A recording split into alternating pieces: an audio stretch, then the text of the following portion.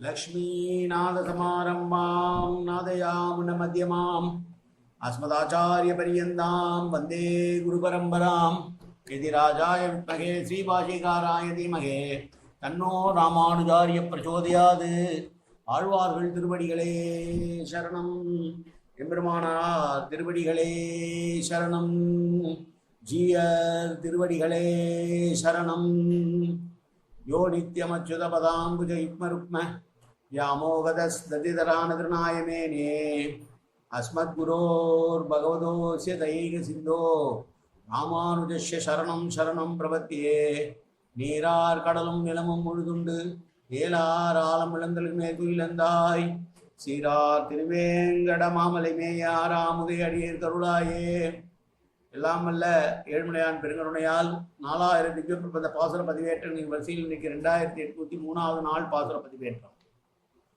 நம்மாழ்வார் அவருடைய பெரிய திருவந்தாதியிலே 6ஆம் திருமொழியிலே வரக்கூடிய 7வது பாசுரம் 67வது பெரிய திருமொழி பாசுரம்.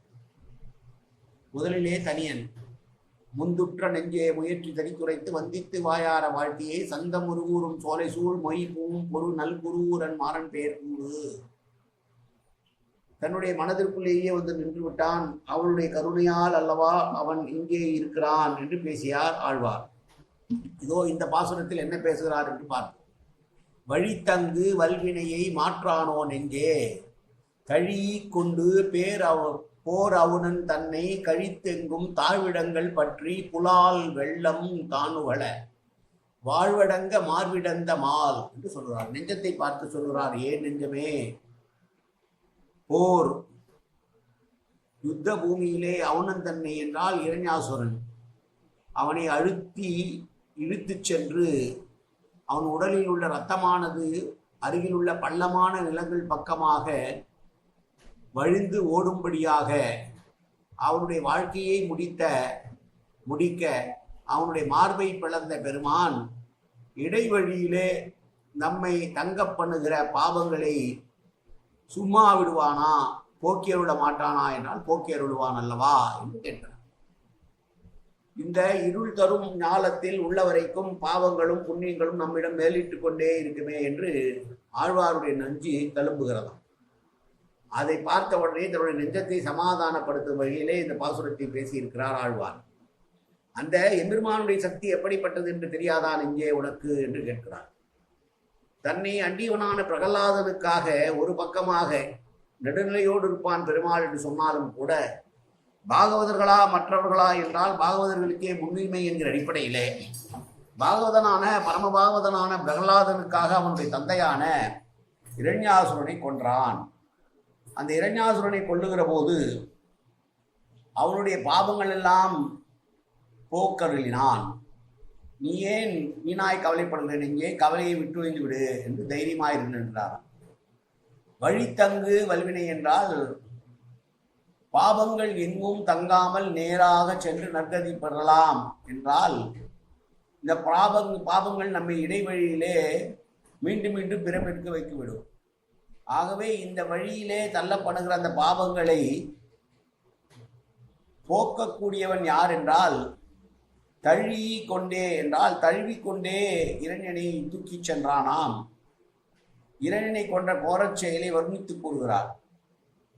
சழித்தூங்கும் என்று தொடங்கி இரண்யனை கொன்ற போது அவன் உடம்பில் கொழுத்து கிளர்ந்த இரத்த வெள்ளமானது அங்கே அருகில் இருந்த பள்ளங்களை எல்லாம் நிறைய பெருக்கிற்று ஓடித்தான். அவனுடைய உடல் எப்படிப்பட்ட உடல் என்று இதன் மூலமாக சொல்லியிருக்கிறார். கோள் அறியின் உருவம் கொண்டு அவனுடலம் குருதி குழம்பெழ கூறுகிறாள் குடைவா என்று பெரியாழ்வார் பாசுரம். திருமங்கையாழ்வார் பேசுகிறார். பெரிய திருமொழி 11ஆம் பத்திலே வரக்கூடிய 4ஆம் திருமொழி 4ஆம் பாசுரத்திலே வளை உகராளி மொய்பில் மரவேநாதகம் மதியாது சென்றொரு சொல் பின் எழவிட்ட குட்டமது வையமூடு பெருநீரில் மும்மை பெரிதே என்று அருளி செய்கிறார். இரண்யனுடைய பிளந்த போது உண்டான இரத்த பிரவாகமானது மகா பிரளய காலத்திலே சமுத்திரம் எவ்வளவு பொங்குமோ அதை விட 3 மடங்கு பொங்கிற்று என்றது திருமங்கையாழ்வாருடைய வார்த்தை. இப்படி பக்தனான பிரகலாதனுக்காக அவருடைய தந்தையான இரண்யகசுவை கொன்றதை சொல்லி அப்படிப்பட்டவன் நம்மை காக்க மாட்டானா என்று கேட்டுவிட்டு காப்பான் நெஞ்சே பயப்படாது என்று தன்னுடைய நெஞ்சத்தை பார்த்து சொன்ன பாசுரம் இந்த 67வது பாசுரம். 57வது பாசுரம். மீண்டும் ஒரு முறை பாசுரத்தை சேமிப்போம். வழி தங்கு வல்வினையை மாற்றானோ நெஞ்சே கழி கொண்டு போரவனின் தன்னை கழித்தெங்கும் தாழ்விடங்கள் பற்றி புலால் வெள்ளம் தான் புகழ வாழ்வடங்க மார்விடந்த மால் காயேன வாச்சா மனசேந்திரா வித்யாப்தனாபா பிரகதேசுபாவாது கருணமித்த சரளம்பரஸ்மி ஸ்ரீமன் நாராயணா ஏதி சமர்ப்பயாமி. உடலாலும் உள்ளத்தாலும் வாக்காலும் சகல விதமான பாபங்களும் தோஷங்களும் நிறைந்ததாக உலகத்தை இயல்பிருந்த போதிலும் அடியேன் செய்கிற நல்வினையோ தீவினையோ அத்தனையும் உன்னுடைய கமலமலர் பாதங்களில் சமர்ப்பிக்கிறேன் கண்ணா. காத்தொருள்வாய் கண்ணா, ஏற்றுக்கொள்வாய் கண்ணா. எப்போதும் உன் திருநாமம் கண்ணா கண்ணா கண்ணா என்று என் நாவில் வருவதற்கு அனுபவிவாய் கண்ணா. சர்வத்திர கோவிந்தநாம சங்கீர்த்தனம். கோவிந்தா கோவிந்தா கோவிந்தா கோவிந்தா கோவிந்தா கோவிந்தா கோவிந்தா கோவிந்தா கோவிந்தா.